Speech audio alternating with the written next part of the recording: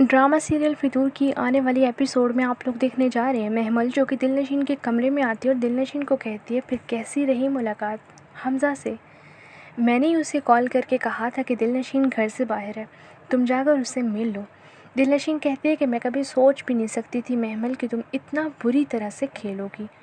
جب کبھی حیدر کے سامنے تمہاری سچائی آئی تو کیا منہ دکھاؤ گی تم اسے؟ جس پر مہمل کہتی ہے ایسا کبھی ہو ہی نہیں سکتا۔ مہمل ہر کھیل بڑے آرام سے اور بڑے پرسکون ماحول میں کھیلتی ہے۔ مہمل کی یہ ساری باتیں جب حیدر سن لیتا ہے تو حیدر کو شدید غصہ آتا ہے اور وہ مہمل کو کہتا ہے کہ میں سوچ بھی نہیں سکتا تھا کہ تم اتنی گری ہوئی حرکت کرو گی۔ You are watching super entertainment. مہمل میں نے تم پر دوبارہ سے بھروسہ کیا، مجھے لگا کہ تم سدھر چکی ہو، مجھے لگا کہ تم نے مجھے اور دلنشین دونوں کو ایکسیپٹ کر لیا ہے کہ ہم دونوں ایک ساتھ ہی اچھے لگتے ہیں، مگر میں نہیں جانتا تھا کہ تمہاری نیت میں ہی کھوٹ ہے۔ جس میں مہمل بھی چیختی اور چلاتی اور کہتی ہے نیت میں میری نہیں بلکہ تمہاری بیوی کی کھوٹ ہے جو کہ اپنے عاشق سے آج بھی مل کے آئی ہے۔